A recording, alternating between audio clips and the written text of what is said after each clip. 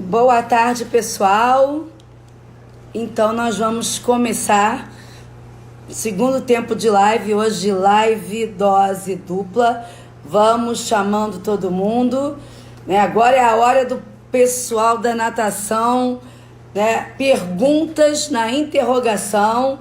Boa tarde para todo mundo, né? Nossa, opa, tudo bom? Nós vamos receber hoje a professora Egli Luz. Boa tarde, gente, boa tarde. Vou dando aqui, ó, vai chamando os amigos, disse muitos coraçõezinhos para Egli. Realmente é super merecedora. E é uma honra trazer a Egli para essa live. Lembrando que todas as lives ficam salvas no meu canal do YouTube, que é Renata Rodrigues, século 21, mas século abreviado, SEC 21 em algarismo romano, tá? As lives estão lá, todas as lives. Então é um super prazer. E essa live vai ser sensacional. Eu acho que inclusive vai ser live dupla, hein? Porque vai ter muita pergunta para Egli, né? E a Egli é maravilhosa. Eu só não tô vendo ela entrando aqui. Se ela entrou, ela tem que me chamar. Lá do Livre de Catanduva, vocês estavam sumidos, hein, das lives, hein? Ah, ela já chegou. Beleza. A Egli já tá ali, deixa ela escondidinha. Então deixa eu falar o currículo, né, da Egli. Eu sei que ela dispensa apresentações só pelo número de corações que já estão subindo, né? Quando ela aparecer, eu quero mais corações para ela, tá? Ela é professora de educação física, especialista em treinamento desportivo, sócia proprietária da Academia Golfinho de Ouro, em Uberlândia, membro da Academia Brasileira de Profissionais de Natação Infantil, membro fundadora, coautora dos livros Bebês e Crianças, Reflexões da Academia Brasileira de Natação de Profissionais de Natação Infantil e Natação Inclusiva, Reflexões da Academia Brasileira de Profissionais de Natação Infantil e também do Manual do Treinador da Natação. Ela também é autora de diversos DVDs e vídeos didáticos, tá? E ela vai depois falar um pouquinho disso pra gente. E depois vocês podem perguntar para ela como vocês adquirem. Ela é docente e coordenadora do curso de pós-graduação em atividades aquáticas lá em Minas Gerais. E ela é palestrante nacional e internacional, tá? De natação infantil e natação para bebês. E o mais novo, né, hobby da Egli, ela é nadadora master, voltou a nadar, tá? Agora atleta de master, nossa sereia nadadora aí do nosso grupo de PPI. Então já estou conectando muitos corações, né, para receber a nossa querida Egli Luz. Ei, ei, Renata. Ei, Poxa, pessoal. ó, o pessoal, eu tava falando o teu nome, o pessoal tava mandando chuvas de corações. Oh, coisa boa, carinho demais. Demais, demais. O pessoal É muito gosta bom. muito, muito de você. Eu acho que você tem que se preparar, inclusive, para uma live dupla, hein? Muitos Ah, amigos. E assim, Egli, primeiro, muito obrigada. Eu sei que você está super atarefada nesse momento aí de abre academia, fecha academia, pandemia, né? E mais as outras tarefas que você tem. Então, obrigada por esse tempo, tá? E obrigada por esse tema, que é a utilização de materiais pedagógicos nas aulas de natação infantil, um tema extremamente pertinente para os dias atuais. E, assim, muito feliz de você estar aqui na live com a gente. Então, seja bem-vinda e fala um pouquinho para a gente aí, dá o seu boa tarde para o pessoal. Tem muita gente mandando beijos e corações, você não tem noção. Em primeiro lugar, eu quero agradecer a você, Renata, essa oportunidade. Realmente, nós estamos passando tempos difíceis, né? Nós, proprietários de academias como um todo, toda a população, mas em específico os proprietários de academia. Realmente, em live, elas estão sendo uma oportunidade para todos nós. Queria te agradecer e te parabenizar por isso. né? Você tem feito inúmeras lives, diversos assuntos diversos, com pessoas diversas, e isso, né, só está nos ajudando quem está em casa, ajudando quem não está trabalhando, quem está trabalhando muito e quer ver um pouquinho de outras coisas. Então, quero te parabenizar por você estar fazendo isso com maestria, magnificamente. Tá? E quero agradecer a todos que estão aqui, que estão entrando, que reservaram esse tempo para falar com a gente aqui um pouquinho. É E isso. assim, eu vou fazer aquela pergunta clássica, né? Eu tive mais cedo a Patrícia Lobato aqui, ela falou sobre gestão, deu uma sacudida em todo mundo, né, Ana?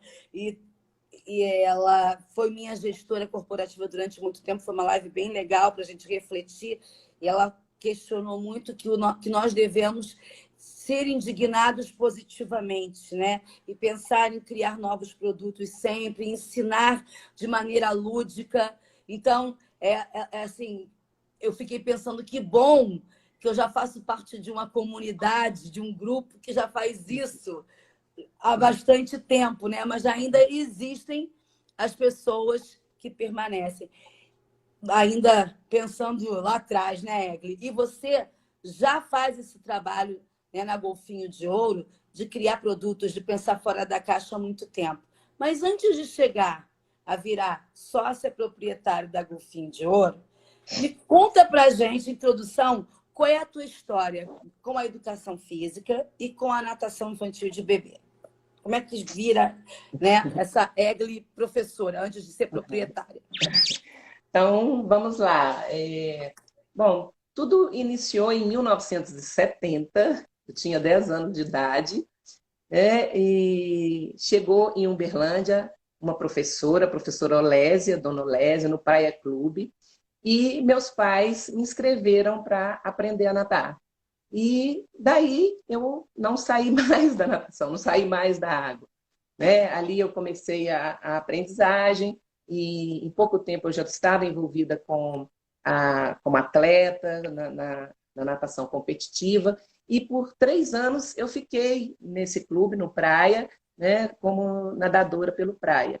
Em 73, né, eu me mudei para o Uberlândia Tênis Clube, onde o treinador era o professor Jamil Tosta de Oliveira, e ali eu passei a minha adolescência toda, né, com 4 anos, até 16, 17 anos, eu permaneci ali. E chegou o momento de eu fazer uma opção por uma vida profissional, a época do vestibular. Nesse momento, então, eu me decidi fazer arquitetura. E eu fui para BH, né, para fazer esse curso. Lá em BH, eu retornei à natação. Eu fui para nadar a natação competitiva, fui nadar no Olímpico Clube, né, que o técnico responsável era o professor Alcione Raposo, e ali eu nadei por mais 5 anos. Então foram 12 anos, né, de vida na natação, onde eu vivi treinos fortes, água fria, muita dedicação, abriu mão de muita coisa. Isso tudo que um nadador passa, né, um atleta passa. E só que isso, para mim, foi uma vida muito saudável. Eu só tenho benefícios com isso, só tive benefícios, só tenho boas lembranças, né? Nada de ruim me aconteceu, né, nesse tempo, né? Foi uma vida de sucesso. Mais do que sucesso de rendimentos e tudo, mas um sucesso para a vida, né? Eu tive vivências assim com saldo muito positivo para a minha formação. Então, amizades, oportunidades que a gente tem, os valores de vida que a gente ganha, isso não tem igual, né? Não tem outra coisa melhor que a gente possa ter na vida. A gente é uma na natação, com a natação, e seria outra sem a natação, né? Não seria a mesma pessoa. Mas, então, continuando esse trajeto, né? Somente no ano de 78, quando eu retornei ao Olímpico, é que eu tive uma visão diferenciada da natação, da educação física e da natação como profissão. E talvez eu tenha adquirido um amadurecimento ali, né, maior. Eu tive esse olhar da natação como formação de pessoas. Aquela equipe, no momento ali, além do professor Alcione Raposo, a Vânia Marra, Marco Aurélio Valadares, Adilson Oliveira, era uma equipe muito coesa e muito preocupada com o ser humano. Então, é uma equipe de atletas, né, mas preocupados com o desenvolvimento das crianças, com o aspecto emocional, social dos atletas. Aquilo me chamou uma atenção muito grande. E eu tive esse olhar para a natação como uma profissão que forma pessoas, que educa pessoas. E como eu estava insatisfeita com o curso que eu estava fazendo, nesse momento, então, eu decidi mudar de curso e fazer educação física. Fiz novo vestibular e entrei para a educação física. E nesse período da educação física, eu me envolvi muito com fisiologia, treinamento, porque eram disciplinas que me chamavam muita atenção, que estavam ali compatíveis com o que eu fazia, os treinos de natação, né? Estudei muito isso, mas também busquei muito, porque nessa época era muito incipiente a faculdade. Estava chegando, a fisiologia estava chegando para nós no Brasil, mas eu fui muito atrás, estudei muito. Mas, ao mesmo tempo, me foi apresentada a aprendizagem motor, o desenvolvimento motor, e aquilo já foi me chamando muita atenção, e eu também me debrucei nesses estudos. E, num certo momento, eu não sei qual disciplina e qual professor, não me lembro, foi me apresentada a psicomotricidade. Dentro de uma disciplina, um professor falou de psicomotricidade, deu algumas aulas sobre aquilo. Aquilo me impactou totalmente, né? Aquele olhar que a psicomotricidade tinha, os conceitos, os fundamentos.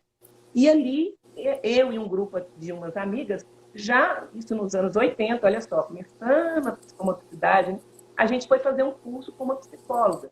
Então, assim, foi meu primeiro contato com a psicomotricidade. Eu não sou psicomotricista, eu tenho um olhar muito afetuoso, muito grande para ela, estudo, né? Aplico nas minhas aulas de natação. Eu entendo que a psicomotricidade, para mim, não sei se é um recurso, mas eu uso dos fundamentos, né, dos elementos da psicomotricidade dentro das aulas de natação.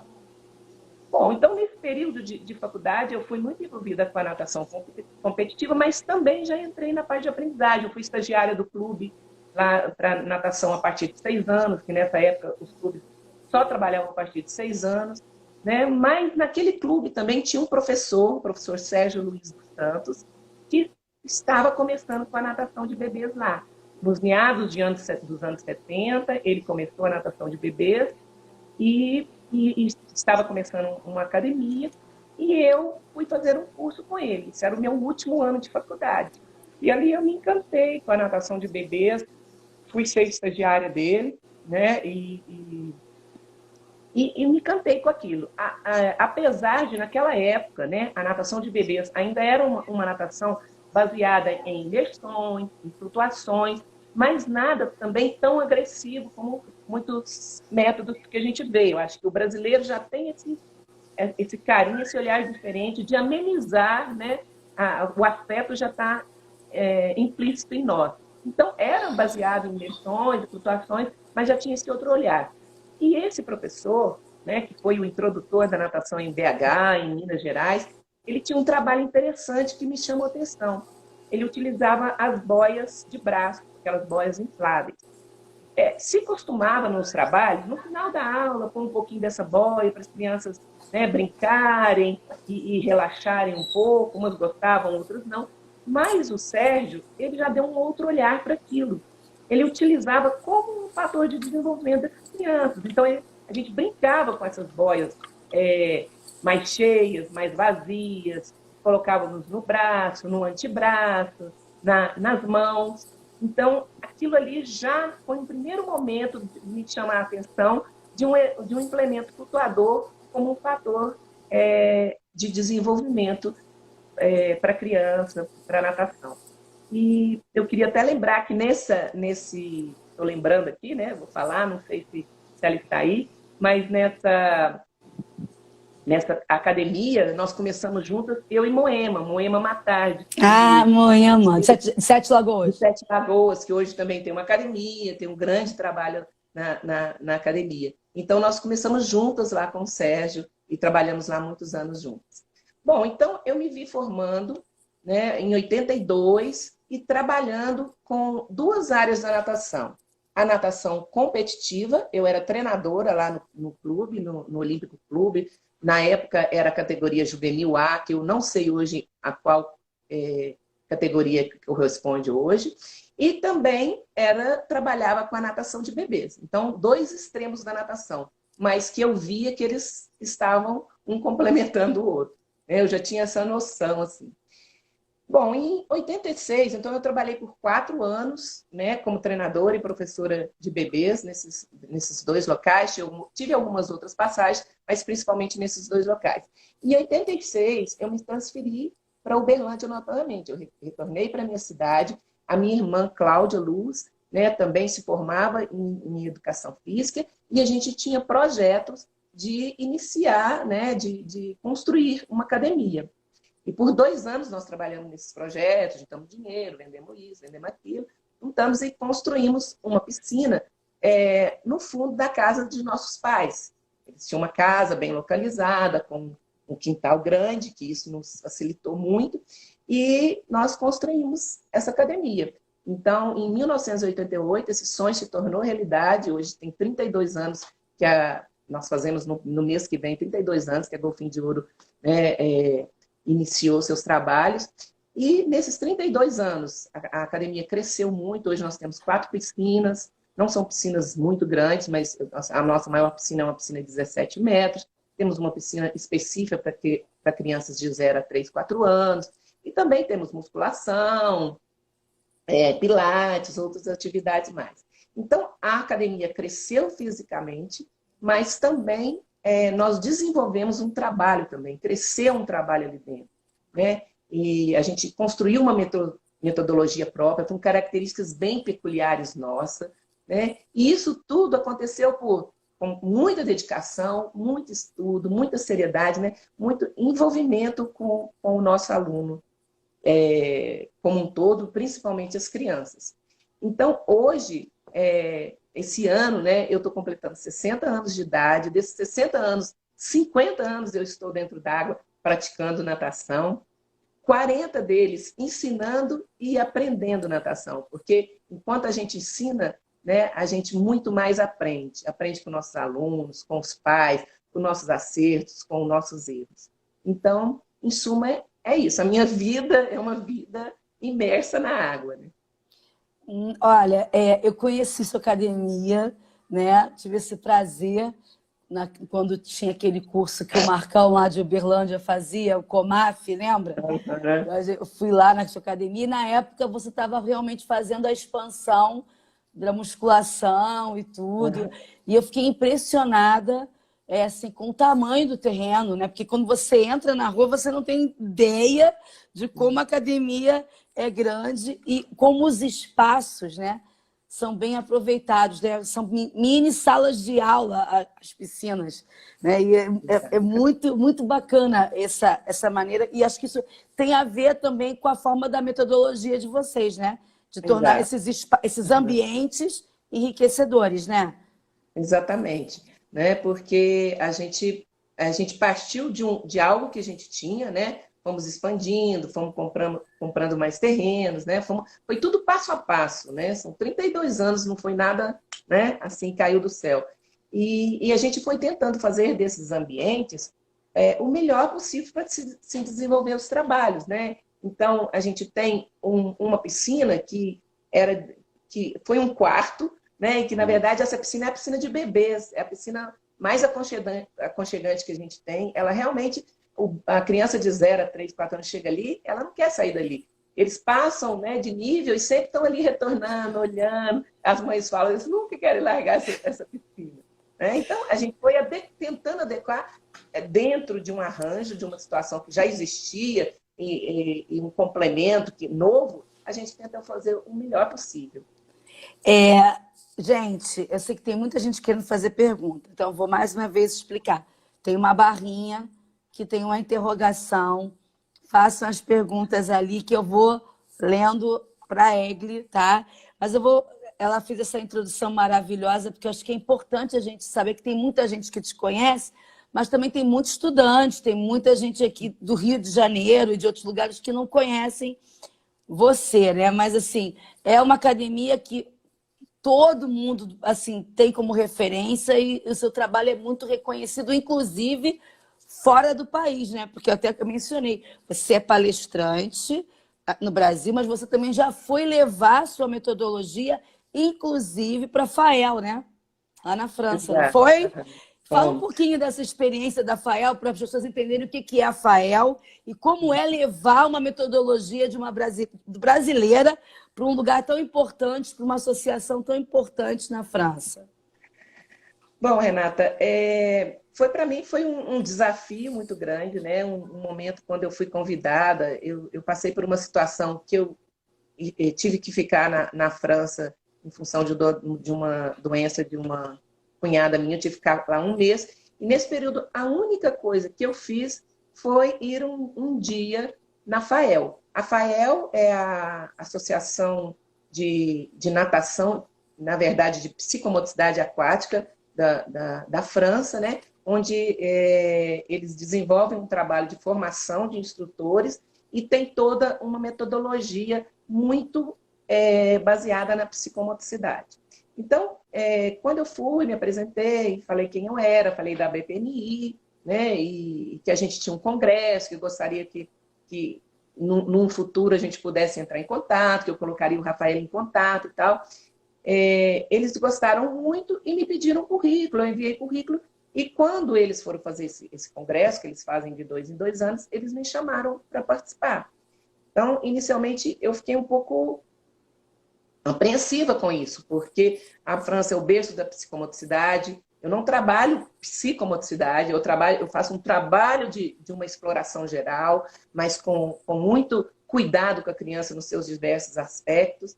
E eu fui falar de um ponto que eu gosto muito, que é o equilíbrio, a forma que eu vejo o equilíbrio da criança.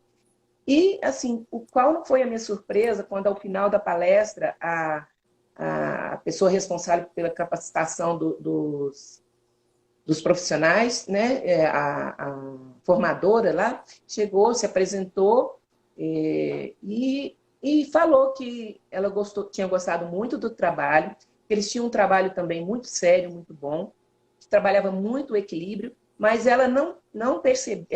eles não trabalhavam o equilíbrio na situação intermediária, que eles trabalhavam muito o equilíbrio na superfície e no chão, né? E ela viu no meu trabalho um trabalho grande nessa situação intermediária, foi o termo que ela utilizou. Aquilo eu fiquei muito satisfeita, a gente não pôde trocar tantas informações, porque era com tradutores, e ela me pediu que queria muito comprar o vídeo e tal, e eu tinha levado um vídeo, né, para presenteá-las e tudo.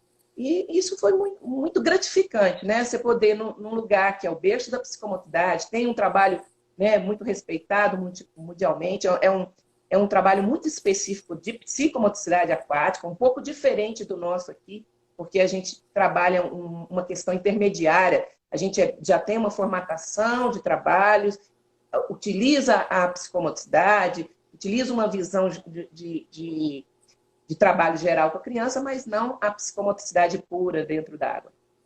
Eu fiz essa ponte, né? Porque assim, como eu trabalhava na Estilo, na época o Vilela ele trouxe uns vídeos da Fael e a Márcia Napo e a Cida. A gente estudava em cima desses vídeos e eles foram assim, eles fizeram muitos estudos em cima de materiais, né? Materiais fantásticos. E aí é o link com o nosso tema de hoje, porque eles foram dando sentidos a esses materiais dentro desse trabalho de psicomotricidade aquática. E aí vem uma pergunta, já tem várias aqui que eu faço por blocagem, mas eu vou fazer uma pergunta para você, que acho que dá essa continuidade, assim, como foi, então, que você chegar na FAEL, já é a EGLE, né, a Golfinho de Ouro, com a metodologia, e que tem todo um olhar para esses materiais, para os equilíbrios e tal. Já foi você mostrando o seu trabalho, e é um orgulho para nós, brasileiros, ter, na época que você foi, a gente vibrou, né? Porque é um orgulho a gente ver o trabalho de uma brasileira, a gente se sente representado, né? Então, como é que foi, então, para a EGLE, né, fazer essa descoberta desses materiais, dessa importância, dessa utilização, dessa exploração em relação à natação infantil, e que isso virá a metodologia, um dos pilares, né, da metodologia da Golfinho de Ouro. Você procurou um termo para psicomotricidade? Eu falo que a psicomotricidade para você é um pilar, mesmo você não sendo psicomotricista, mas é um pilar. Exato.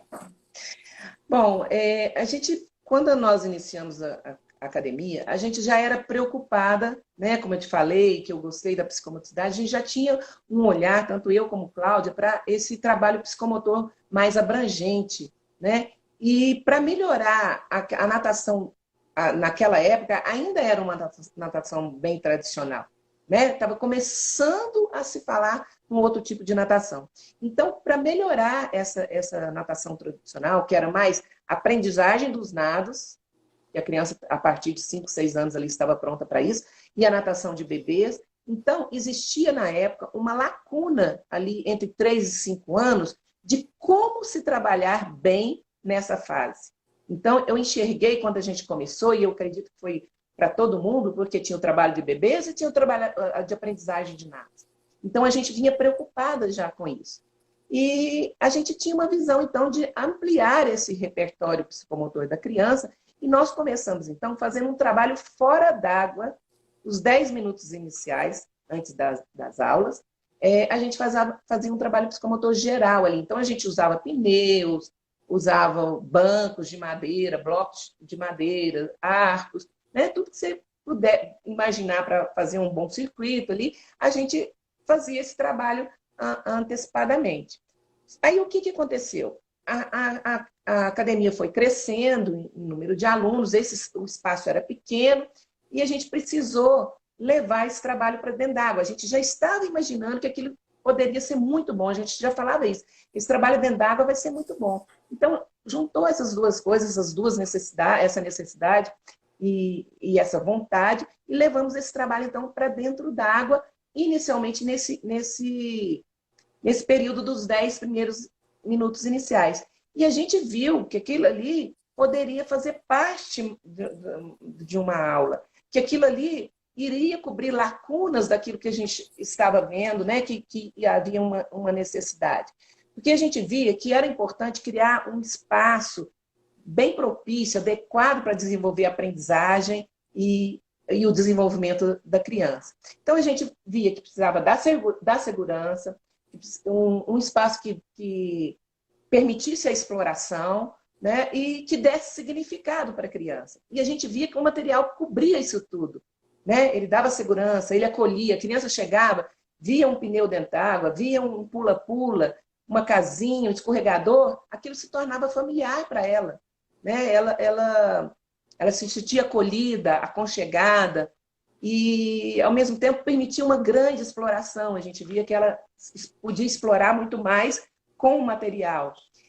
E tinha significado para ela, porque era algo lúdico. E o que para a gente era pedagógico, né? Para ela era totalmente lúdico, era brincar, era um brinquedo. Então, aqueles materiais tinham função de brinquedo para ela. Enquanto para a gente tinha uma função pedagógica, né? Para elas nada mais era que um brincar.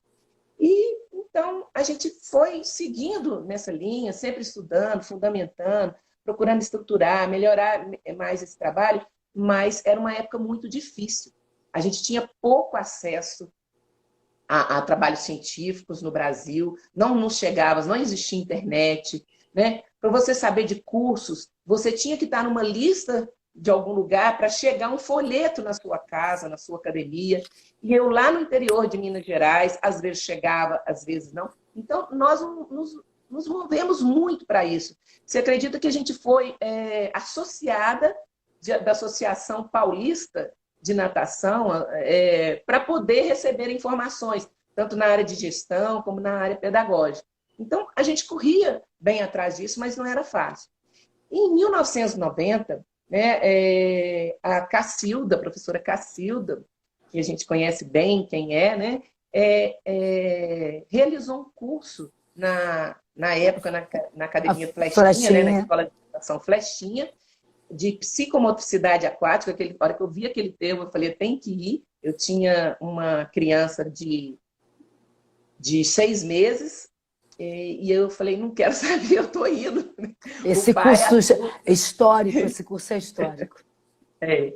E eu fui, né, para esse curso e era a Beatriz Pérez, uma psicomotricista argentina. Então, assim, a Cacilda nessa época foi extremamente generosa, como ela é, né, até hoje, né? Era uma sala que acho que cabia 30, 40 pessoas, ela colocou 60 pessoas ali. Nós sentamos uma ao lado da outra, né? Não mexia. E eu lembro que ela fez assim, tinha gente lá do norte, nordeste, de outros lugares querendo participar, não tinha mais vaga. Ela foi naquelas academias de São Paulo que tinha 2, 3 pessoas inscritas, pediu para ficar só uma, que ela disponibilizava material, etc., para poder trazer mais gente. Então, assim, ela fez um trabalho, né, de generosidade mesmo para poder abarcar todo mundo ali. E ali foi a Beatriz Pérez, ela fundamentou muito o como, né, o porquê e como utilizar os materiais e o papel do equilíbrio, aquilo que já me chamava muita atenção, do equilíbrio na água, né? Porque eu era muito incomodada com aquela adaptação. Natação tinha adaptação e depois os nados, né? Adaptação era fazer flutuação ventral, soltar bolha, e aquilo me incomodava, porque não era isso só. Para chegar nessa flutuação, né, dorsal, ventral, a criança tinha um caminho muito longo. Então, ela falou muito bem do equilíbrio, né? Falou que a natação era uma constante de equilíbrio, desequilíbrios e reequilíbrios. Né? A natação era isso. Isso me chamou muita atenção e eu comecei da obra dela, a obra que ela indicava, aquilo fundamentou muito. E, na época, ela apresentou muitos trabalhos com tapetes, alguma coisa com PVCs. E aconteceu nesse curso uma coisa muito interessante, né? Que eu sou muito grata ali.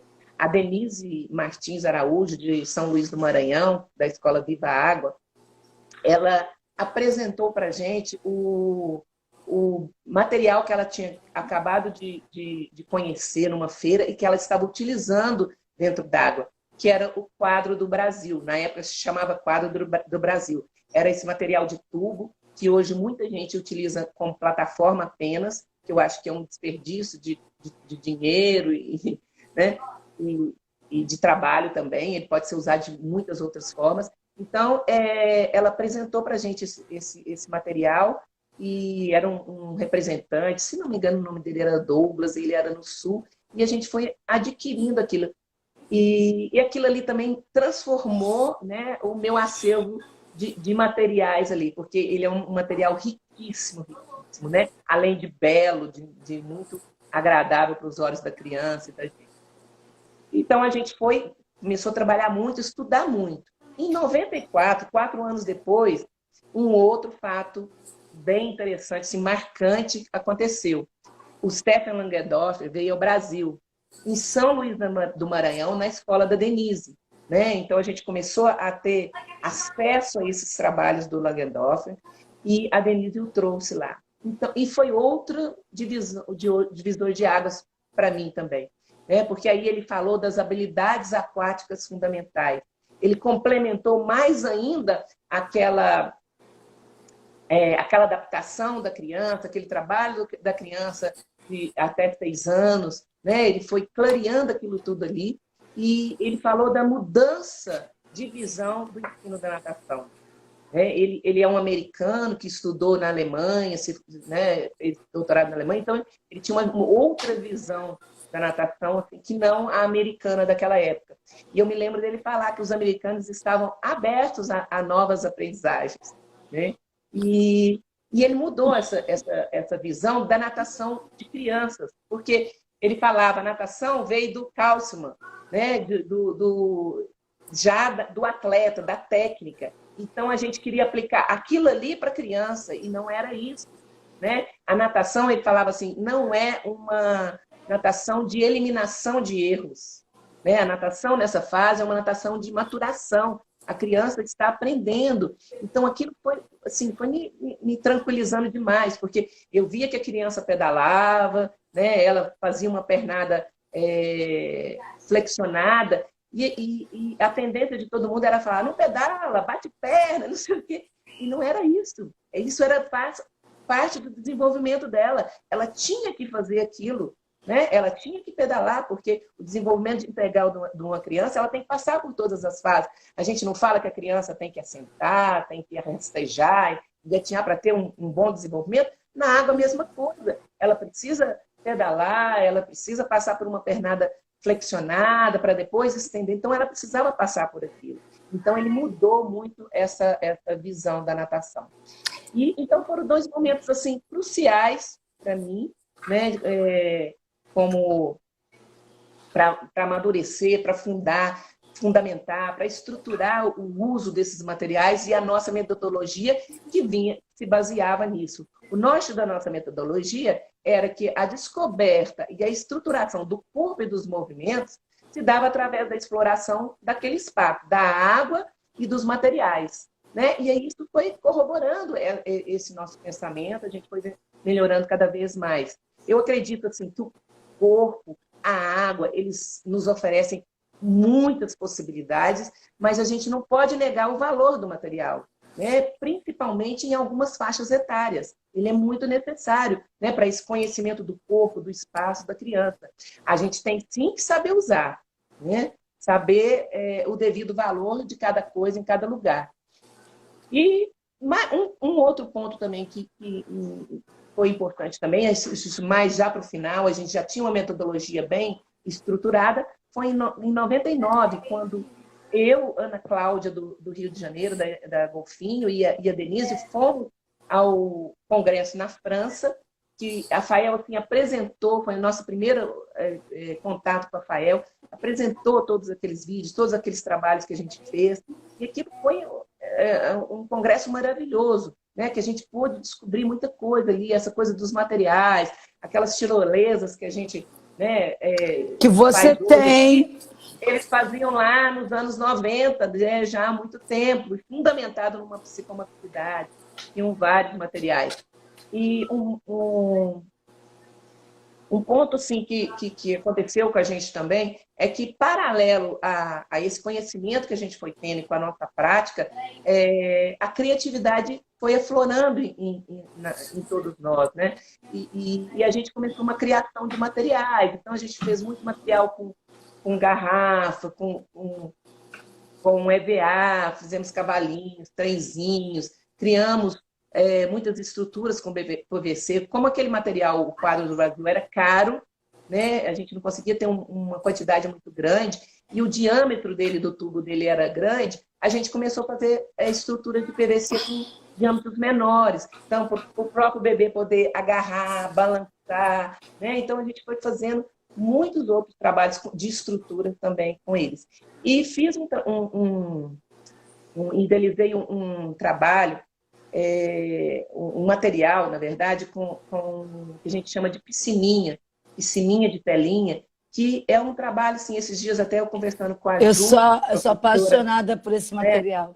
Ela falou, Egli, aquele seu trabalho, aquela seu material da piscininha, ele é muito lindo, ele é muito, né, tem um valor muito grande. Realmente, assim, talvez nem todo mundo consiga ver o valor dele, porque ele trabalha o equilíbrio sutilmente, né? Eu acho que foi um dos pontos lá na FAEL, assim, que o pessoal se encantou um pouco com essa piscininha.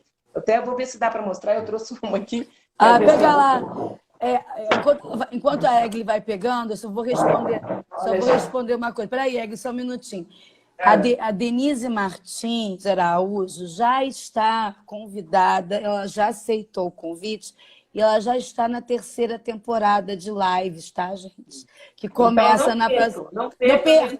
Não percam, tá? Essa piscininha aí, pode mostrar, Egli. Então, assim, é isso aqui, ó. É um tecido de nylon, de telinha, né? E ele é seguro por 2 espaguetes. Então, a criança se introduz aqui, e aqui a gente trabalha assim, intensamente o equilíbrio com ela. Então, tem crianças menores que vão só ficar de pé, tentar ficar de pé, depois elas começam a caminhar, começam a girar, começam a fazer infinitas possibilidades com essa piscininha. Eu tenho um vídeo que é um trecho do seu DVD que eu mostro e falo do seu trabalho quando eu dou aula, e eu mostro a piscininha. É uma das coisas assim que você criou, dentre várias que vocês desenvolveram, que eu acho assim também, a Juliana falou, eu adoro, eu também, eu acho espetacular. E assim, e uma coisa que eu até vou te perguntar, quais são os critérios que vocês usam com essa criatividade para elaborar e criar materiais? Tá? Para que eles sejam eficientes e seguros. Porque, às vezes, a gente tem uma criatividade enorme, cria alguma coisa, mas não é eficiente nem é seguro. Quais são os critérios, Egli? Assim, o primeiro critério é o material servir ao conteúdo, certo? Servir ao planejamento e ao objetivo. Porque isso é muito importante. Eu acho que, às vezes, hoje, essa utilização dos materiais se perdeu um pouco. O material ele está se sobrepondo ao conteúdo, ao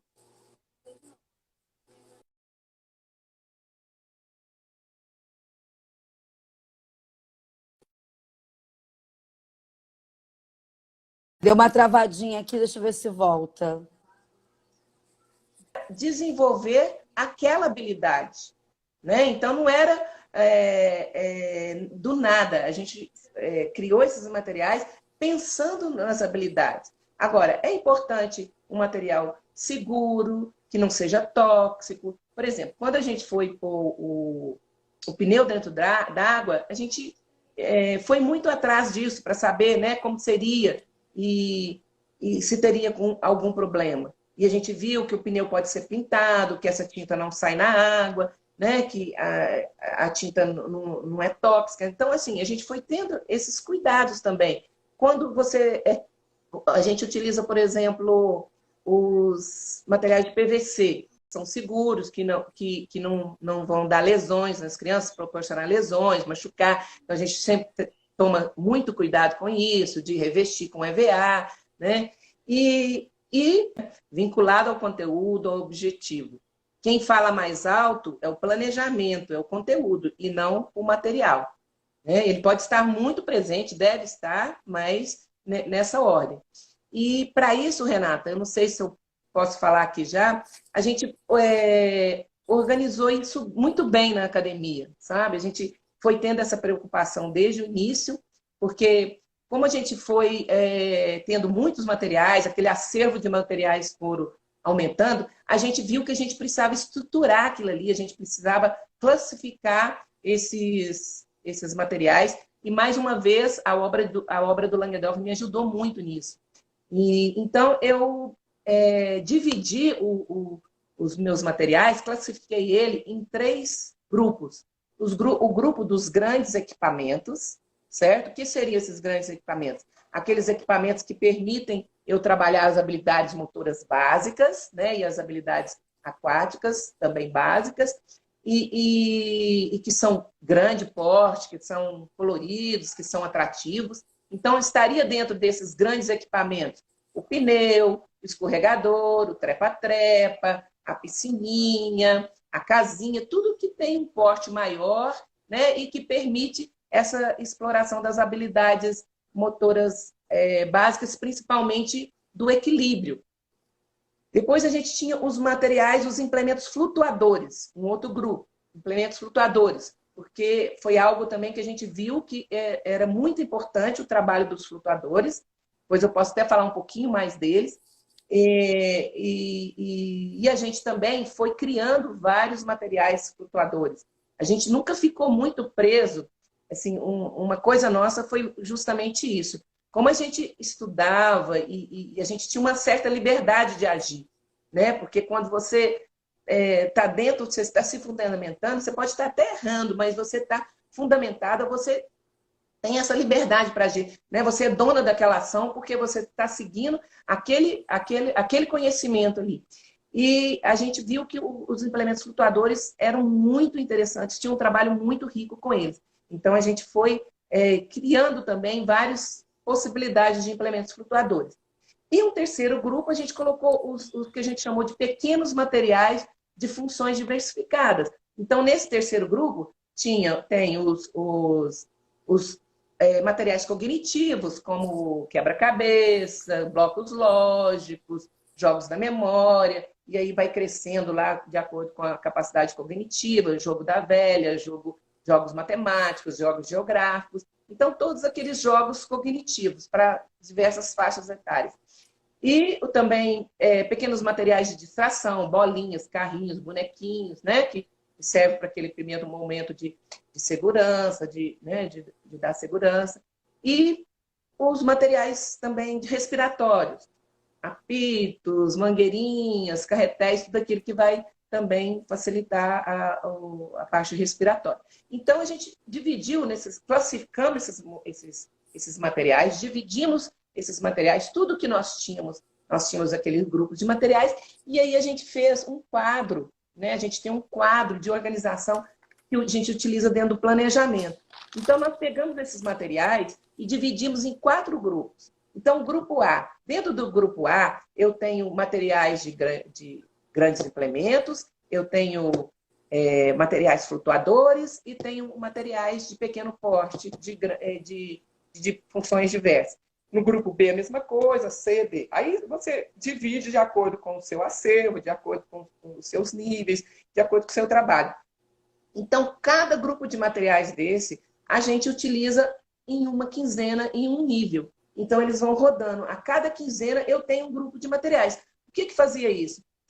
Nos fazia trabalhar com todos os materiais, porque, de repente, uma casinha é interessante e a piscininha não é, então eu uso mais a casinha, eu quero esse, eu quero aquele.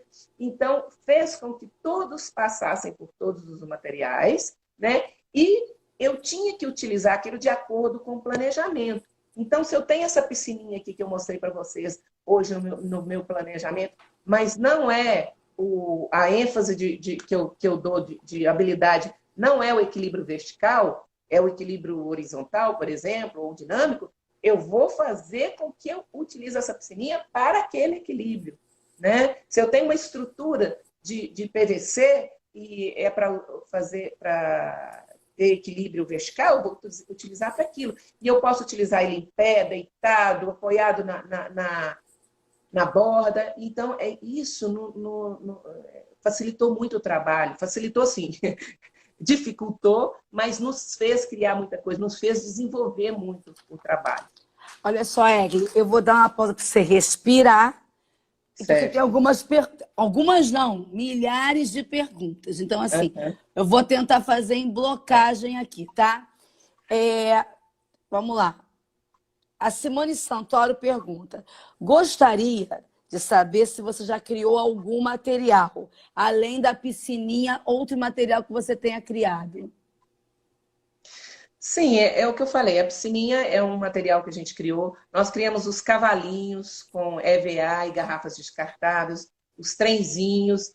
Eu tenho que pensar muito aqui agora. A gente fez essas estruturas de canos PVC, a gente tem o que a gente chama de trepa-trepa, tem o labirinto, temos escadinha. Então, a gente criou vários, sim, né?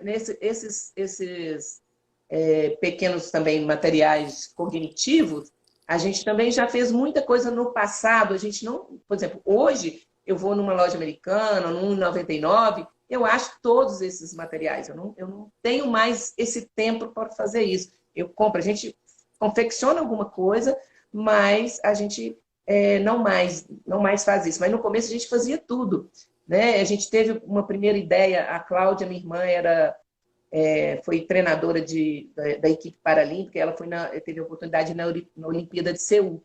E ela trouxe um material riquíssimo lá de quebra-cabeça, foi onde a gente começou esse trabalho de produzir os quebra-cabeças, eles eram em alto relevo. Então, na época, a gente fazia porque não encontrava. Hoje, a gente já encontra, é muito mais fácil, né? Então, os materiais que a gente constrói são esses, né? A Simone, né, tem um trabalho de trabalho com jogos, né? O Aquacraft já vai falar com a gente na terceira temporada. É um trabalho lindíssimo que eu vi no INAT, né? Ela está de parabéns. Ela vai falar para a gente na terceira temporada sobre ele. Ótimo, não vamos perder também. Lindíssimo. E assim, o que acho que é muito legal, Egli, é que vocês têm essa criatividade, né? E vocês dão um significado a isso. Aí tem uma pergunta para você, que é o seguinte, a Simone de novo. Se você já, aqui, ó, se você já criou materiais 3D ou em resolução 3D, já teve essa experiência? Bom, o material que a gente faz, por exemplo, essas estruturas, eles são de 3 dimensões, mas eu acredito que não nessa pergunta que ela, esse tipo de pergunta que ela está fazendo. Mas os materiais que a gente faz, utiliza, são em 3D, né? Tá, Eu tem mais uma outra pergunta para depois a gente dar continuidade, tá? O Roberto pergunta: quais as outras maneiras de usar as plataformas a não ser como redutores de fundo? Tá. Essa é Então, boa. essa é boa, é ótima. Por exemplo, então, aquela plataforma que é do tubo PVC, né, do tubo quadro do Brasil, aquele vermelhinho, tudo. Ao invés de você colocá-la deitada para a criança pisar em cima, você coloca ela em pé. Então, a criança vai poder subir, trepar, subir naqueles vários vãos que tem entre um cano e outro. Ela vai poder balançar naquele cano. Passar Ela por vai dentro. poder passar de um lugar para o outro.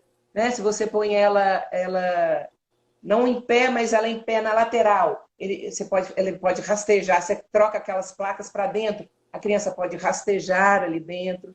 Então, a hora que a gente começa a utilizar, vai vindo um monte de possibilidades. É só começar. Bom, vamos lá. Agora eu vou dar continuidade aqui, depois tem mais perguntas. Isso é para a Egg dar uma... Ó, já sabe que vai ter um segundo tempo, hein? Como você disse que divide em blocos, tá? Mas você também tem um trabalho nós já tivemos a oportunidade de dar cursos, dividir cursos juntas. Eu também já tive a oportunidade de também assistir como aluna a vários cursos teus. E tem uma coisa que você faz muito bacana, além de dividir o material em esses blocos, em essas blocagens que você faz, né? Grupo A, grupo B e tal, você também pensa nas etapas de aprendizagem da criança.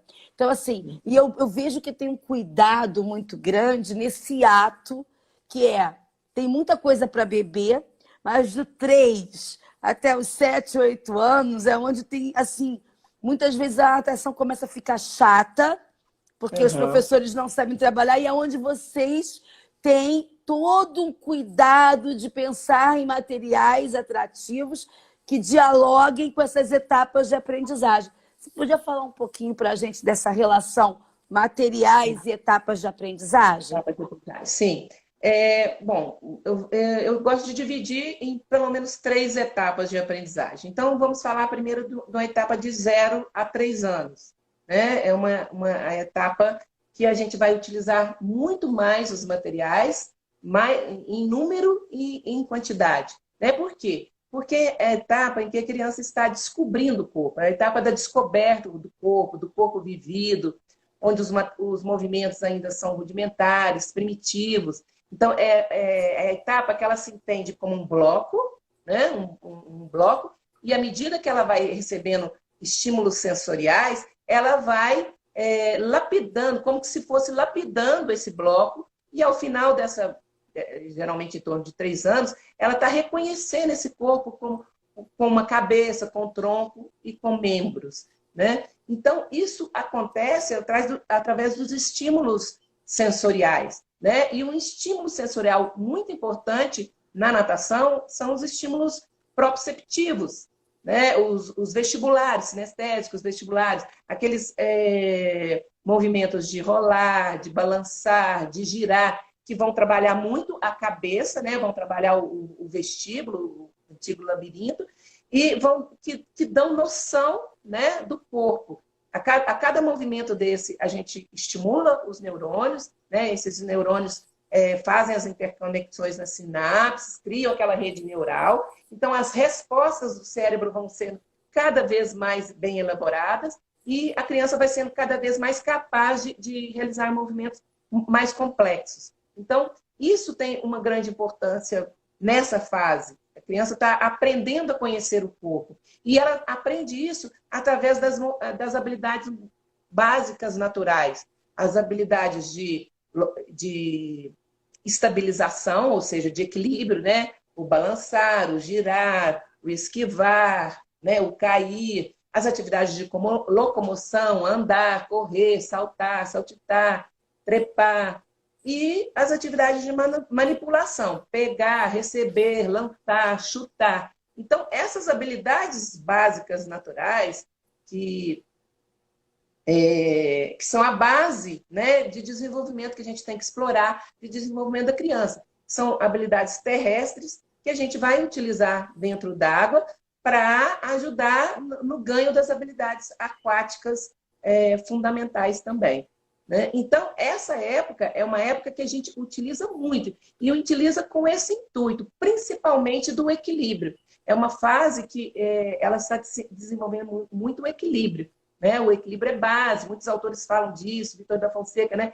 Como a habilidade básica para o desenvolvimento da criança. Então, a gente pensa muito nesse equilíbrio. A gente tem uma forma de dividir o equilíbrio bem ampla, equilíbrio vertical, horizontal, equilíbrio dinâmico, equilíbrio misto, né? E a gente vai trabalhando com esses materiais, a cada semana a gente tem um objetivo, uma habilidade a dar ênfase, então a gente vai trabalhando esses materiais com esse objetivo. Né? Então, eu estou falando numa etapa de 0 a 3, não quer dizer que é um nível aqui. De acordo com a sua academia, você pode ter vários níveis dentro de 0 a 3 anos. Eu, por exemplo, tenho acho que 4 níveis dentro desse 0 a 3 anos. Bom, passada essa fase, né, que a criança descobriu o seu corpo, agora ela vai descobrir os movimentos do seu corpo. Né? Ela conheceu o seu corpo, viu que tem braço, perna, e agora ela vai descobrir as possibilidades de movimento desse corpo. É a etapa que Lebuche chama do corpo descoberto, né? Dos movimentos fundamentais, segundo Galarrou. Então, aqui a gente ainda vai utilizar dessas habilidades naturais, né? de básicas naturais, de estabilização, locomoção e manipulação. E lembrando que agora a gente vai partir um pouco mais para a locomoção. A gente vai continuar desenvolvendo a parte de equilíbrio, porque agora ela está na época dos movimentos fundamentais. Ela vai melhorar. Ela aprendeu a andar, ela aprendeu a correr, mas agora ela vai melhorar o seu andar, vai melhorar o seu correr. E isso vai acontecer também com os movimentos aquáticos, os padrões motores aquáticos. Né? Então, agora é a etapa que ela começa a segmentar os seus corpos, entende braço, perna, dissocia esses movimentos. Então, é uma etapa que, além desse equilíbrio, a gente vai usar os tapetes, vai usar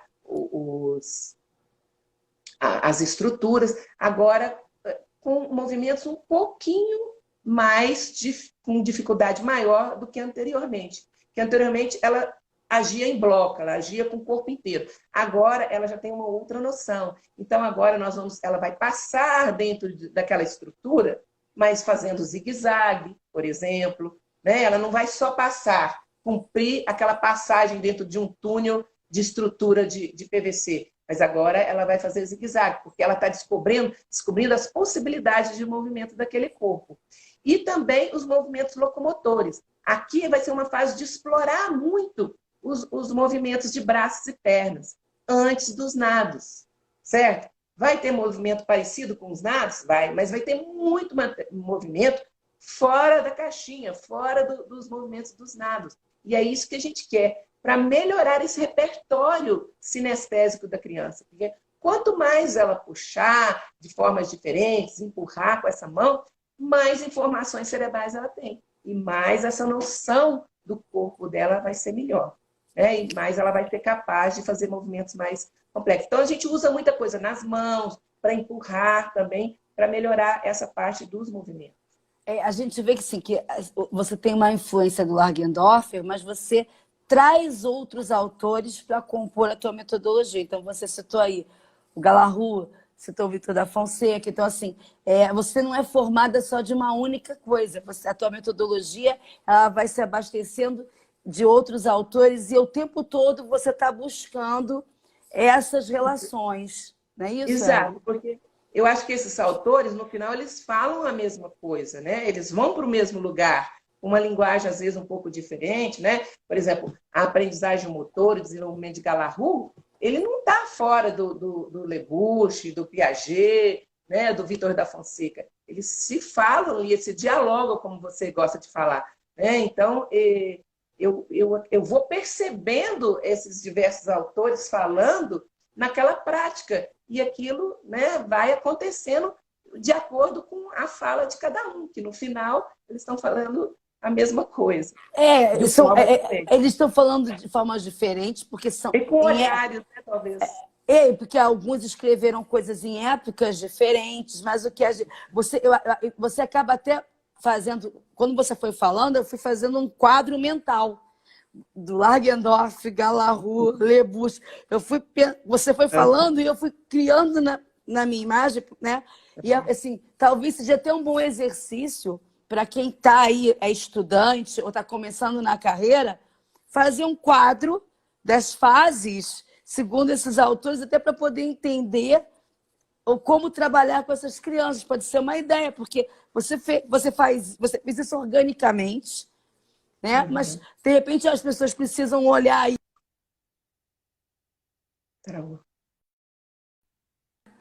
Exatamente. Então, assim, outra coisa que é importante, para a gente fechar, assim, a questão dos flutuadores, né? Como você vê a questão dos flutuadores?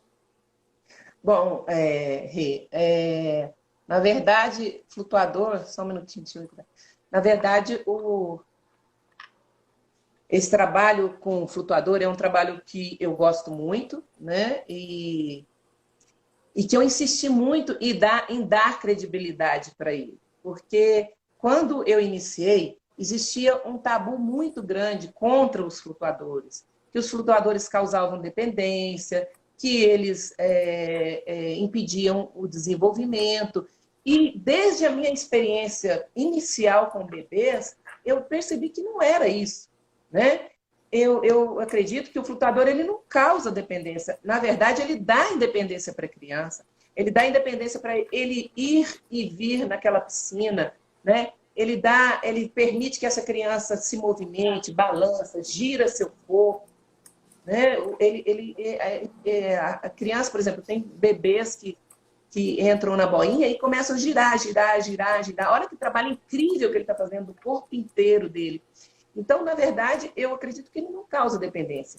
Ele não impede o desenvolvimento, porque ele vai justamente trabalhar as etapas de desenvolvimento do padrão motor aquático, né? Que é uma coisa que a gente pode falar disso aqui. Ele é um excelente trabalho de equilíbrio, né? Que a gente viu, que a criança pode balançar, girar, né? Promove esse desenvolvimento do equilíbrio, mas muito também dos padrões de desenvolvimento motor aquático, né? E isso depende muito, acho que, da forma de utilizar, o momento correto de utilizar cada flutuador. Conhecer desse desenvolvimento, né? Do desenvolvimento motor aquático, como ele acontece, como a posição de corpo varia nesse desenvolvimento e como o flutuador pode ajudar a trabalhar isso.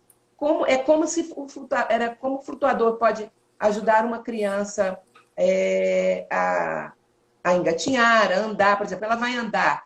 Inicialmente, ela não fica de pé e apoia numa parede, num banco e vai andando ali, né, apoiada. E depois ela não passa a andar empurrando um banco, empurrando um carrinho. Então, os flutuadores vão fazer essa graduação para aquele padrão motor se desenvolver. Então, mais uma vez, assim, o estudo de Langendorf me ajudou muito, porque no livro dele, ele mostra muitos estudos, né, do padrão do comportamento motor aquático, e eu fui percebendo que aquilo precisava ser trabalhado, é aquilo que eu falei agora mesmo. O desenvolvimento global, ele não acontece da melhor forma como você trabalha em todas as fases, então eu preciso trabalhar em todas as fases daquele padrão de desenvolvimento motor. Então, depois que a criança passa por aquele momento reflexo, né, que tem os estudos da McGraw, né, que ela faz os movimentos primeiro harmônicos, depois desordenados, depois ela ganha o movimento de pedalar, que é um movimento voluntário. Então, a partir desse momento que ela ganha esse movimento voluntário, né, e então a criança vai apresentar esse movimento de pedalar. Inicialmente, ela apresenta na posição vertical, depois ela passa esse pedalar para a posição inclinada e depois para a horizontal. Então, eu vou utilizar, nós fizemos também uma organização desses implementos flutuadores para trabalhar essas diversas fases. Então, implementos que deixam a criança mais na vertical, né? Dão segurança, maior apoio e deixam ela na posição mais vertical. Depois, implementos que deixam ela mais nessa posição mais inclinada, onde o tronco vai em cima de uma boia, em cima de uma prancha, e eu coloco ela na posição inclinada, até ela ganhar em equilíbrio e em propulsão, ela ganhar essa posição horizontal, essa flutuação horizontal, e ser capaz de utilizar os implementos mais para um apoio, para desenvolver trabalhos de perna, né? Mais para isso. Então, eu utilizo muito, sempre utilizei, e vejo a possibilidade desses implementos dessa forma, né? Eu acho que essa coisa de causar dependência, talvez porque se colocava uma boia, e era aquela boinha de braço, no início da aula até o final, né? Então, a criança não tinha experiência. Ela vai ter um momento de trabalhar esse flutuador, né? Um momento dentro do seu planejamento, e não para a aula toda. Olha, Egli, você tocou, eu acho que num ponto extremamente sensível e importante, que a Juliana até falou assim, as pessoas falam isso porque bota o flutuador e larga a criança com o flutuador até o final, com a boia de braço até o final da aula, porque as pessoas também entendem o seguinte, quando fala flutuador, você acabou de mostrar aí assim, uma série de materiais, que não é só a boia de braço. E aí começou, não sei de onde começou a surgir, que eu senti isso até na minha equipe, uma resistência a usar a boia de braço como se fosse algo totalmente errado. E eu lembro assim que, gente, eu sempre usei, em algum momento da aula, em pequenos momentos, como eu usei tapete, como eu uso outras coisas. E criou-se, inclusive, aqui no Rio de Janeiro, inclusive, criou falas, colocações afirmativas de algumas academias, de algumas metodologias. Aqui nós não trabalhamos com boias. Uhum. Entendeu? E aquilo me choca muito, porque os professores saem reproduzindo isso sem entender a riqueza. Exatamente. Rê, eu, no início da academia, isso era muito forte, né? E no início da academia, eu recebia pessoas perguntando, aqui se trabalha com boinhas de braço? E eu respondia sempre, se trabalha com boinhas de braço e uma outra infinidade de materiais flutuadores. E você vai descobrir o porquê que eu trabalho. Aí marcava uma reunião, explicava isso um pouco, mas assim, eu nunca neguei isso. Eu sei que isso é uma coisa polêmica, né? Eu sei que muitos são contra, mas é aquilo que eu te falei, né? Quando você sabe o que você está fazendo, quando você estuda, quando você tem uma prática, né? Aquilo pode, num outro momento, você pode achar que aquilo não é mais o certo. Mas enquanto você está fazendo aquilo com consciência, com estudo, aquilo é a sua verdade e ninguém te tira, porque você prova, né? Porque eu trabalho naquilo. Eu não estou falando só de ouvir o outro falar, eu trabalho naquilo, eu faço aquilo ali. Então, eu sei a importância desse material. E, assim, a importância de você criar materiais diversos, né? Por exemplo, a gente trabalha com 2 garrafas PET, que dá um desequilíbrio muito grande. Eu trabalho com halteres de hidroginástica. Assim, tudo a gente vai criando.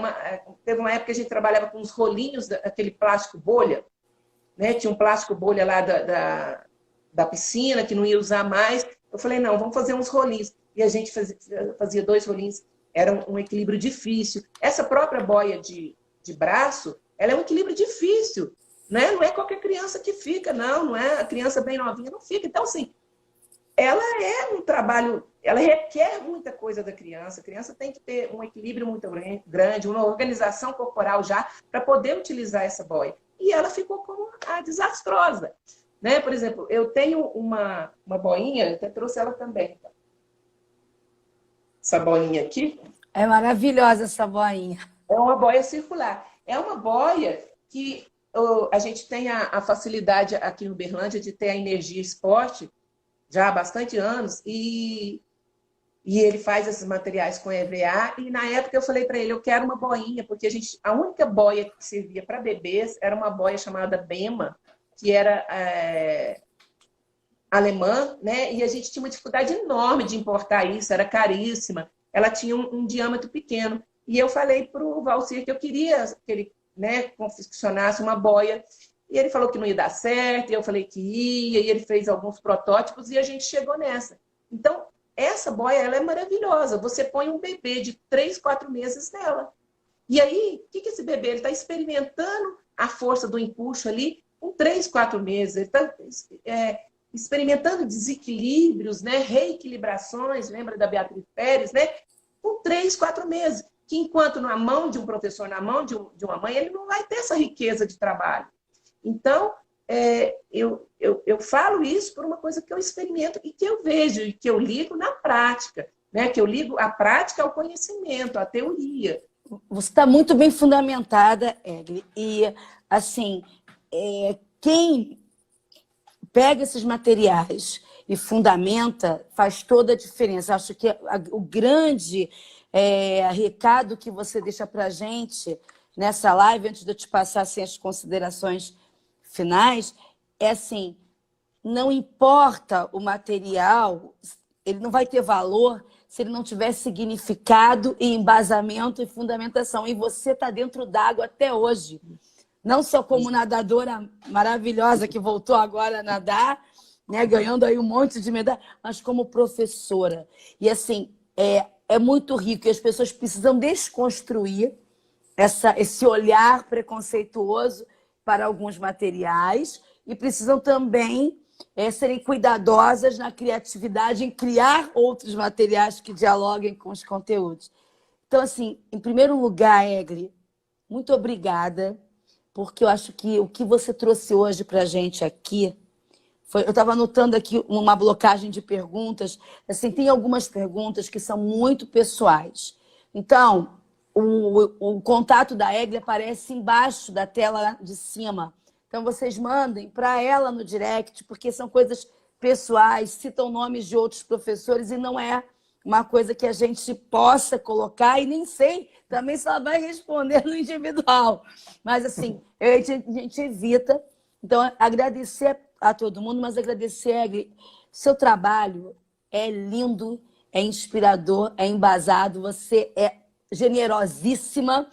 E fala pra gente, né, das suas considerações, mas assim, eu sei que você tem DVDs que mostram esses materiais, inclusive mostram, e você, dentro do DVD, vem dizendo as etapas, tudo direitinho, como as pessoas conseguem adquirir esse material, como as pessoas chegam até você, e você fica com a palavra, com as considerações finais. E eu só tenho que te dizer o seguinte, te agradeço, e se o pessoal quiser que você volta na terceira temporada falando de mais coisa. Ai, Rê. Bom, em relação aos materiais, os DVDs, eu não tenho mais feito reprodução. Eu tenho ele até aqui, ó, esse último DVD que eu fiz, que foi o trabalho que eu apresentei na França. Esse eu tenho alguns dele, posso até reproduzir se tiver pessoas interessadas. Né? O William, ele sempre passa os meus vídeos para frente. Ele até ultimamente tem me cobrado, mas eu falei, eu parei de reproduzir o professor William. Não para, a gente pede, por favor, não para. Mas, assim, um pouco dessa fundamentação aqui, ele tem no livro da BPNI, aquele primeiro da gente, Bebês e Crianças. Peraí, né? Que eu vou pegar para cá, peraí, rapidinho. Vai falando aí com eles, aí. Pois é, então, esse livro ali, eu falo do desenvolvimento das habilidades aquáticas através dos materiais. O meu capítulo é sobre isso. E E assim, me coloco à disposição para quem quiser trocar alguma ideia, perguntar alguma coisa. Eu sou muito aberta a isso. Eu recebo pessoas, já recebi pessoas na academia, que ficam inclusive na minha casa por uma semana e tudo. Já recebi pessoas daqui do Brasil, da Redondeza.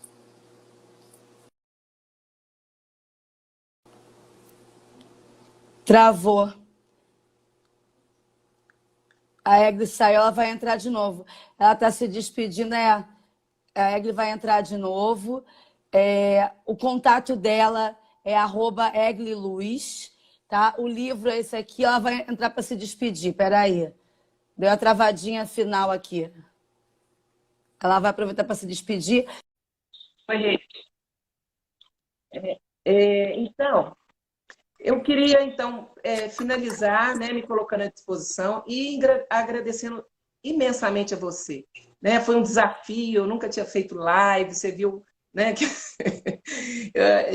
a minha preocupação em fazer isso, mas você deixa a gente à vontade. Eu estou falando também de uma coisa que eu gosto e que eu faço.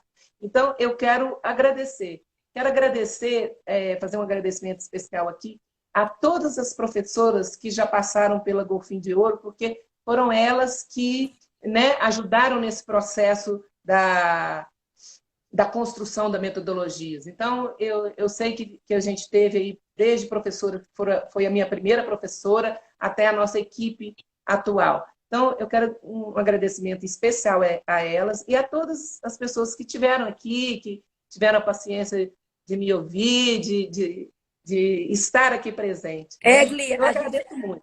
a gente ficaria a tarde inteira, você não sabe a quantidade de corações que sobem. Eu vou editar essa live, eu já coloquei aqui enquanto você estava voltando, o seguinte, se quiserem que você volte, faz o seguinte, manda para o meu direct um tema e a gente discute e a gente marca outra live com você. E assim, não deixem de adquirir esse livro, ler esse capítulo da Egli, porque está muito bem fundamentada, exatamente essa palhinha que ela deu para a gente aqui hoje. Olha, Egli, você sabe que, de coração, eu sou sua fã. Às vezes que a gente esteve junta, dividindo curso, foi maravilhoso, mas às vezes que nós estamos juntas, compartilhando a amizade, é melhor ainda. Toda vez que eu fui a Uberlândia, você sempre foi com muito carinho encontrar comigo. A gente tomava um cafezinho, ou batia papo, ou ia almoçar. E essa hospitalidade, essa é verdade, a Egli recebe todo mundo com a casa e o coração cheio. Um beijo para você. Muito obrigada, Renata. Você é um amor. Muito obrigada. Foi maravilhoso. Você arrasou para a sua primeira live. Ah, obrigada. Um beijo a todos. Obrigada.